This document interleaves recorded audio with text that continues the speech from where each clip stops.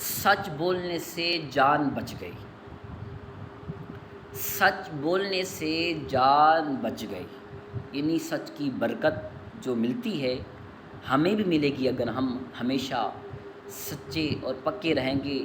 ہر مقام پر، ہر مشکل میں اگر ہم سچ بولیں گے تو انشاءاللہ ہمیں بھی سچ کی برکت ملے گی۔ ہمیں بھی چاہیے ہم جھوٹ سے بچیں اور سچ کو اپنائیں اور سچ بولتے رہیں۔ سچ بولنے سے جان بچ گئی۔ حجاج بن یوسف ایک دن چند قیدی کو قتل کروا رہا تھا کہ ایک قیدی اٹھ کر کہنے لگا، اے امیر، میرا تم پر ایک حق ہے، یعنی حضور میرا تم پر ایک حق ہے۔ حجاج نے پوچھا وہ کیا ہے؟ کہنے لگا، ایک دن فلاں شخص تمہیں برا بھلا کہہ رہا تھا تو میں نے تمہارا دفاع یعنی بچاؤ کیا تھا۔ حجاج بولا، اس کا گواہ کون ہے؟ یعنی اس کی گواہی کون دے گا؟ اس شخص نے کہا، میں اللہ پاک کا واسطہ دے کر کہتا ہوں، جس نے وہ گفتگو سنی تھی وہ گواہی دے۔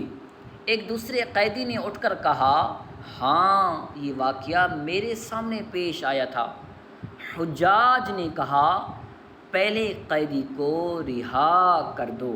پھر گواہی دینے والے سے پوچھا، تجھے کیا رکاوٹ تھی کہ تو نے اس قیدی کی طرح میرا دفاع یعنی بچاؤ نہ کیا؟